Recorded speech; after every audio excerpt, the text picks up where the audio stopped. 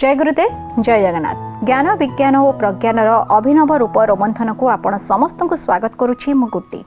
दर्शक बंधु, पवन चलाचल किपरि आपण माने सठिक भाव में करें, जलनीति करेंगे केतेबेले केतेबेले सूत्रनीति करेंगे जहाद्वारा आपणकर जहाँ समस्या अच्छी वायु चलाचल किपरि सठिक भाव में हो पार। पुणी सट क्रियार कथा गुरुजी बुझाऊे आपण को आज जाना कि नुआ कथा। से प्रथम स्वागत करवा आपण समस्तंकर प्रिय रेकी मिशन प्रतिष्ठाता तथा विज्ञानी गुरु गुरुदेव श्री सन्थ महोदय को। गुरुजी आपण को आम कार्यक्रम को स्वागत। जय गुरुदेव। जय गुरुदेव। गत अध्याय आपण आमको बुझाऊे जलनीतिर कथा, पुणी सूत्रनीतिर कथा, ता सहित बुझाऊे पंचतत्वर कथा, सट क्रियार कथा। आज कथा क्यों आरंभ करेंगे? जहाँ आम पंचतत्व कथा चर्चा करुचे चर्चा आम तीन तत्व कथा चर्चा कर सारे।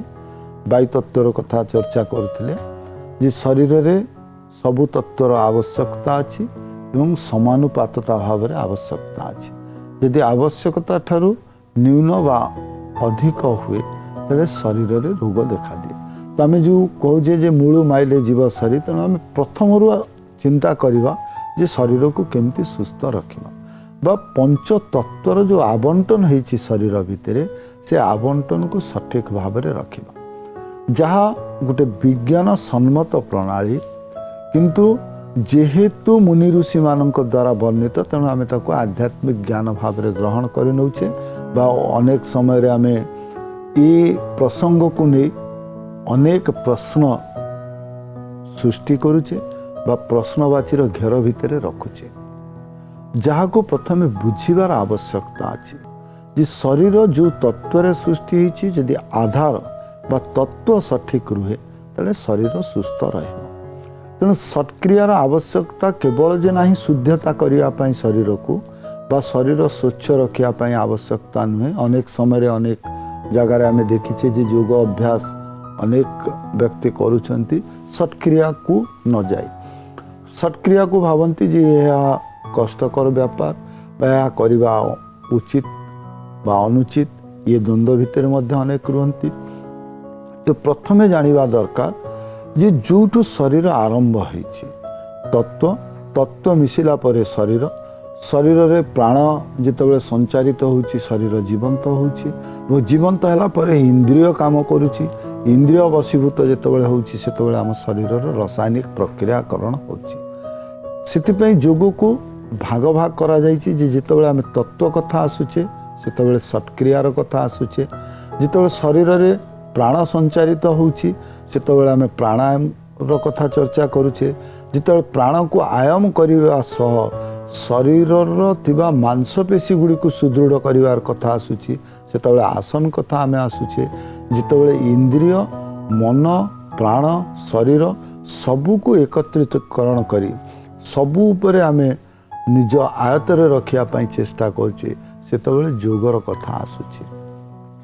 तेणु आमको सबुगुड़िकर अभ्यास करिवार आवश्यकता अच्छी। यदि आम गोटे सुस्थ सामाजिक जीवनटे अतिवाहित करने चाहूचे, योगिक लाइफ कथा कहने बा जो आम कल्पना राज्य रे जो योगी साधु सन्यासी एमानकर जो चित्र अच्छी से चित्र कथा आम चर्चा करूने, आम वास्तव कथा चर्चा करुचे। वास्तविक जीवन रे आम केमती गोटे सुस्थ शरीरटे रक्षा करिपारिबा, सुस्थ मानसिकता आमर रहिबो एवं शांति भाव में आम केमती जीवन अतिवाहित करिपारिबा। तो इथिपई आवश्यकता अछि योग अभ्यासर योग तत्वर। केवल जे योगी हवा पाई गृहत्यागी हवा पाई सन्यासी हवा पाई बा हिमालय रे जाई साधना करिया पाई योगर आवश्यकता अछि ताहा सठिक नुहे। शरीर को प्रथमे सुस्थ करिबा दरकार बा शरीर आधार सुस्थ हवा दरकार। शरीर आधार जदि सुस्थ होउची तो से आधार मिश्रण रे जो संपूर्ण अवयव आमर तैयारी होइची ताहा सुस्थ रहिबो।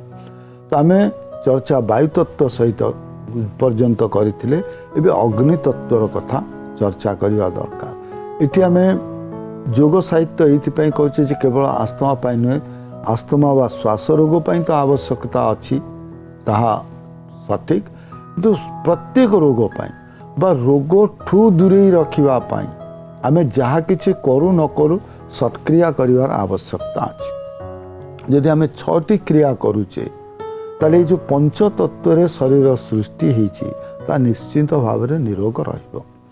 एटी चतुर्थ तत्व को जीवा जहाँ को आम कहले अग्नि तत्व बा अग्नि तत्व केमिति शरीर भितर सठिक रहिबो। जितेबाला आम कहूचे शरीर शीतल पड़ जाउची बा शरीर शीतल हो जाउची सेतबेले आमको रोग आक्रमण करुची बा आम मृत घोषित होचे।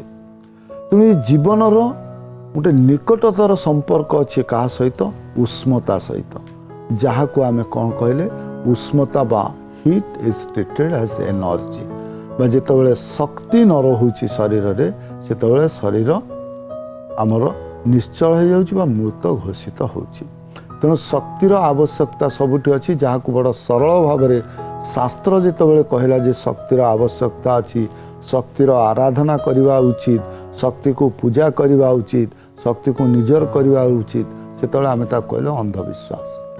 जितेबाला विज्ञान उन्नति है पदार्थ विज्ञान जितेबाला द्रुत गति उन्नति आड़ को गति कला सेतबेले पदार्थ विज्ञान व्याख्यायित कला बा डिफाइन कला कौन ना एनर्जी किए ना heat is treated as energy. Cold is not energy cold means it's absence of energy.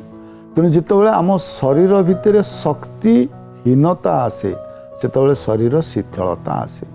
जितेबाला आम वार्धक्य आड़ को गति करूँ आम कहता शरीर शिथिल हो गला सेतबेले से संपूर्ण शिथिलता को पहुँची न थाए किंतु कंपेरेटिवली जमी आम ग्रेडेशन बा डिग्री करुचे डिग्री वाइज सेतबेले टिके कम उष्मता अनुभव करूँ तो सेतबेले वार्धक्यता आसे।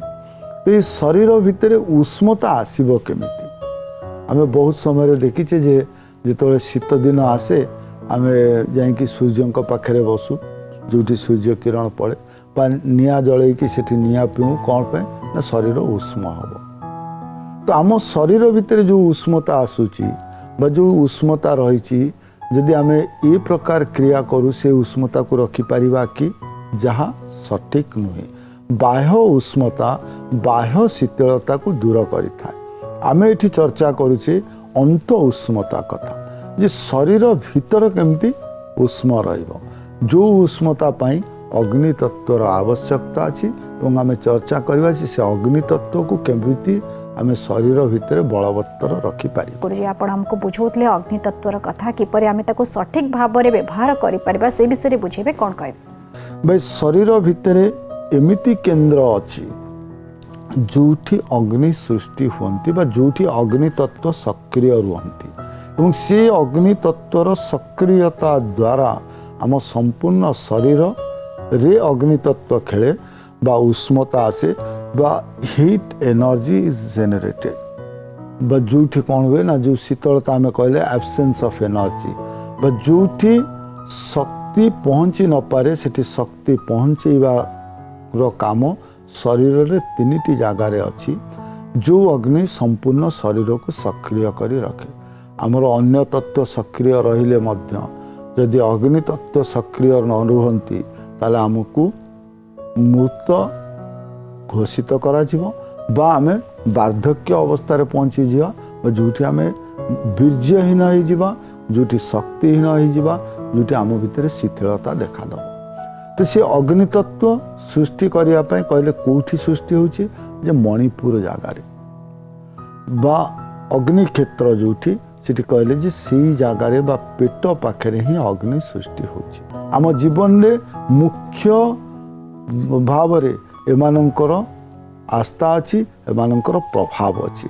तो से जंत्र केमिति ना जितक निम्नमुखी त्रिभुज से हूँ शक्ति बा मातृशक्तिर कथा कहला बा एनर्जीर कथा कहला एवं आको बाहन कर आको बाहक पाई आको ओपुर को नवा पाई गोटे शक्तिर बा बलर आवश्यकता अच्छी से बल को कहगला पितृशक्ति बा जहाँ ऊर्ध्वमुखी त्रिभुज सी कौन करे बाहक बा पवनर काम करे शरीर भितर से शक्ति जो सृष्टि हुए से शक्ति को प्रभावमान कराए।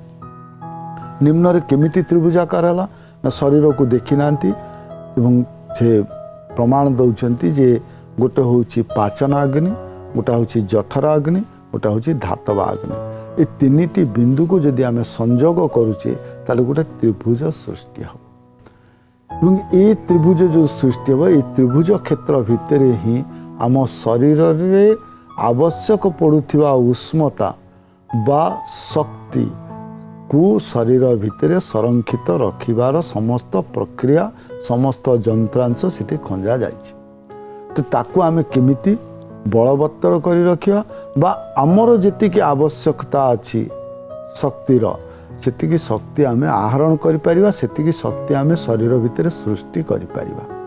सेति पई गोटे क्रिया को रखा गला बा योगिक प्रोसेस जदि आमर स्टोमक बा पेट को आमे खाली रखिबा पेटरे कोनोसी अलिया आवर्जना न रखिबा जहाँ आवश्यक पदार्थ रखिबा एवं जहाँ उष्मता प्रदान करिबा पाई साहाय्य करिवो सेही पदार्थ को धरी रखिबा सेही रसायन को धरी रखिबा सेही एंजाइम को धरी रखिबा शरीर सुस्थ रहिबो। सेति पई क्रियाटी करागला जहाँ को कहगला जल कुंजन क्रिया एवं शंख प्रक्षालन क्रिया जे केवल जे आमर अपर रेस्पिरेटरी सिस्टम को सफा करवा आवश्यकता अछि ता नुहे निम्न रे मल त्याग करिया पई जो पथ सृष्टि करा जाइछि से पथरे अनेक अलिया आवर्जना रहे जहाँ द्वारा अग्नि मांद्यता देखा दिए जहाँ को आमे रोगर ना देले अग्नि मांद्यता रोग बा अग्नि जेतिकी प्रशमित होई रहिबा कथा सेतिकी प्रशमित होंती नाही सेतिकी स्तर रे शक्ति प्रदान करती नाही तेणु शरीर रे शीतलता देखादेव बा दुर्बलता देखादेव। तो ऊपर जो रेस्पिरेटरी सिस्टम अच्छी से रेस्पिरेटरी सिस्टम को सफा करिया एवं सेठी अग्निर प्रभाव अच्छी सेठी को अग्नि आसुची ना पाचन अग्नि उपरु मध्य अग्नि प्रवेश करुची जा कहले पाचन अग्नि से पाचन अग्निर जो पथ अच्छी से पथ को सठिक रखिबा पाई आमे जलकुंजन क्रिया कले बा पानी एते मात्रा रे आमे पीबा जार जो कहले जे प्रत्येक क्रिया शिखिया पाई योग प्रशिक्षकंकर आवश्यकता अछि बा जने प्रशिक्षक न रहिले करिबा प्राथमिक स्तर रे कष्टकर व्यापार जेतेबेले आमे शिखि जाऊ आठु सहज उपाय सरल उपाय बोधे संसार रे आ कोठी नाही। तो जेतेबेले आमे जलकुंजन क्रिया करू पाचनाग्नि रो जो पथ अछि से पथ को आमे शोधन करू एवं अग्नि सठिक भाव रे सेठी सृष्टि हवा पाए आमे साहाय्य करू।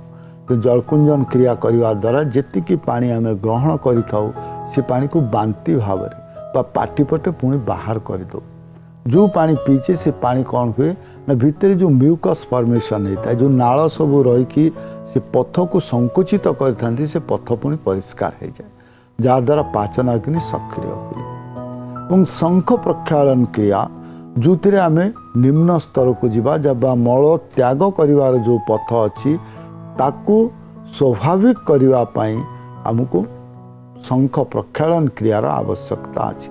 जो माने श्वास रोग रे पीड़ित से माने सत्क्रिया को लक्ष्य रखिबा निहाती उचित एवं तांकर शक्ति अनुसार बा जने गुरुर उपस्थिति रे याकू जदि अभ्यास करंती पंच तत्वर जो आवश्यकता अछि शरीर रे जदि सठिक भाव रे शुद्ध भाव रे शरीर भितरे ताको धारण करि पारंती शरीर रे रोग देखा दब नाही। तो ये आम आसिले जे योग करने पूर्व बा विभिन्न चिकित्सार कथा जो आम चर्चा करुचे आम सत्क्रियार कथा चर्चा करुचे आपर चर्चा निश्चित भाव में करवा योगर कथा को आसन को प्राणायाम बा केमिति आम अभ्यास कले शरीर शुद्ध रहिबो को वनस्पति को व्यवहार कले शरीर को सुस्थ रखिपर बा अन्य प्राकृतिक चिकित्सा कौन अच्छी जहाँ को आम अनुकरण करने द्वारा शरीर को सुस्थ रखिपर। तो यहाँ आगु को आगु चर्चा करवा आमर जो तत्व कथा आम कहूचे अग्नि तत्व को शरीर भितर स्वाभाविक करी रखिबा पाई जलकुंजन क्रिया शंख प्रक्षालन क्रिया करिवार आवश्यकता अछि। वो देखिबा चिट्ठी जरिया आउ कोन जानिबा को चाहिचंती रोहिणा मैडम।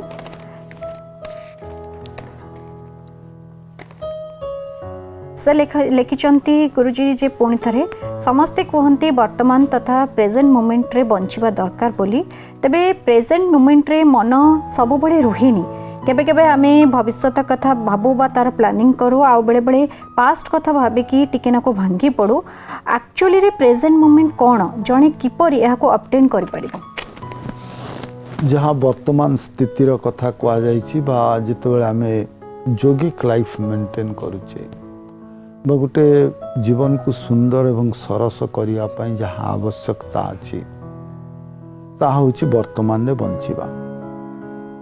बोधे आम अनेक थर भी चर्चा करिचे जे वर्तमान रे बंचिबार अर्थ नुहे जे झिंटिका भली जीवनटे अतिबाहित करिबा जे वर्तमान पाई खाइबा आग पाई चिंता न करिबा जे वर्तमान पाई बंचिबार कथा जोठी कह जाउची सेठी कह जाउनै जे भविष्यत पाई चिंता न करिबा भविष्यत पाई चिंता करिबा दुश्चिंता करिबा नाही आशा रखिबा नाही नो एक्सपेक्टेशन जे वर्तमान बंचिबार कथा होची आगो को पाइबार आशा न रखिबा एवं पछरे घटिथिबा निराशजनक घटना को पुनरावृत्ति न करिबा।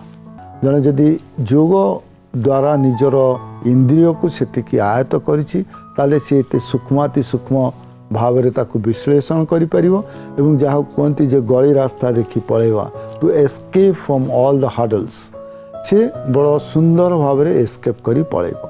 किंतु जेतोले जने साधारण व्यक्ति चिंता करूछि ताकु जणा नाही रास्ता जे को पटे से सरल भाव रे निजको रक्षा करि जाई परिबो बा how to escape from all this things तो से साधारण कथाटे करवा दरकार जे जेतबेले आमे नीरव हे बसुचे सेतबेले भाबिबा जे जहाँ आसुची से मुंड भितर को आसु and I have to visualise it till last मु शेष पर्यंत देखिबी।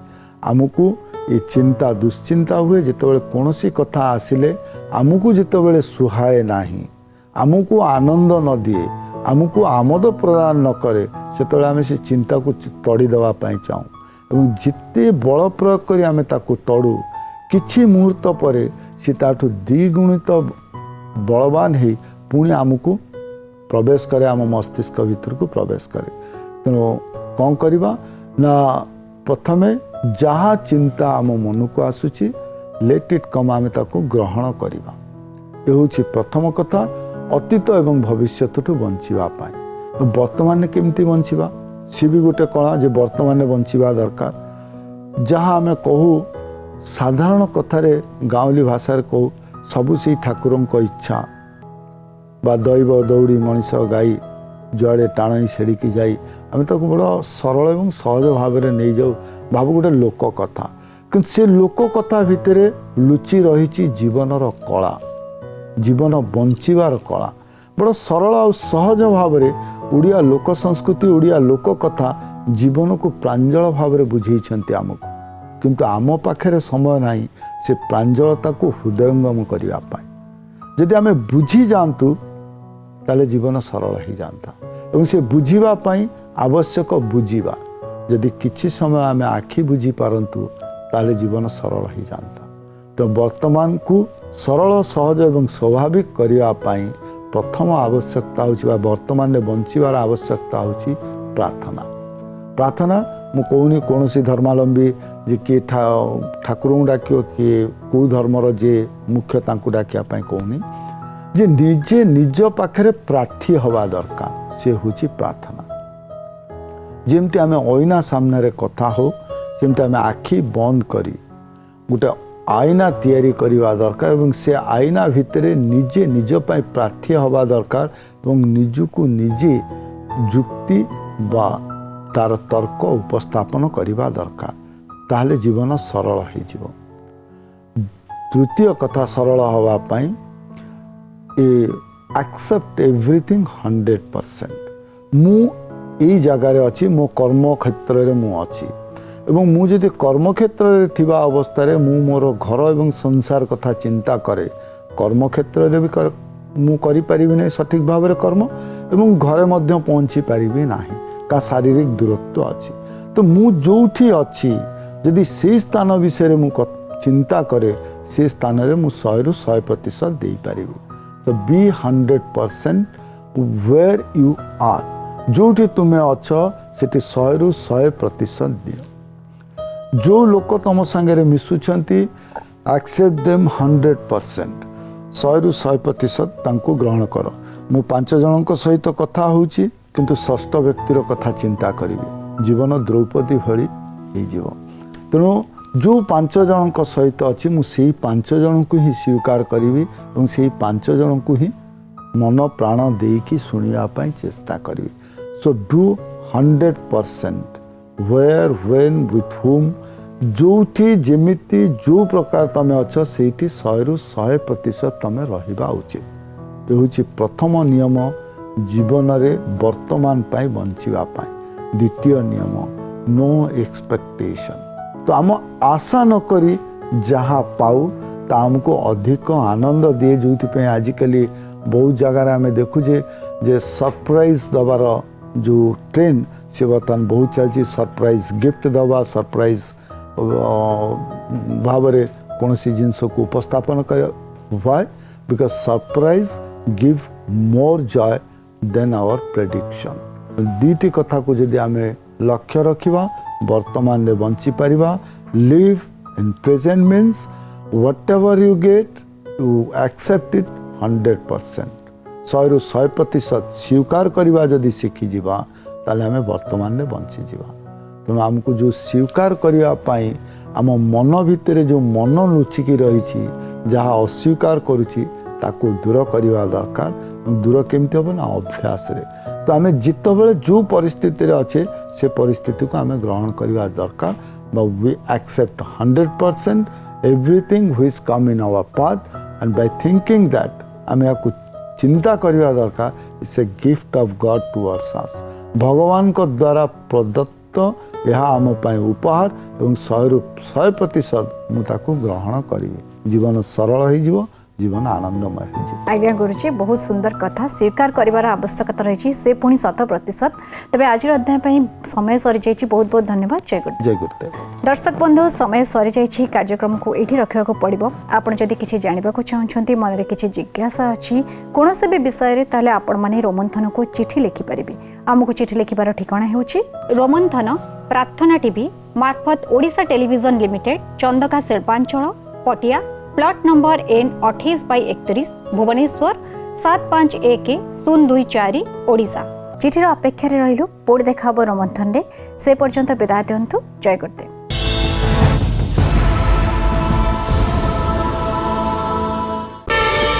प्रार्थना आम आनंदर उत्सव।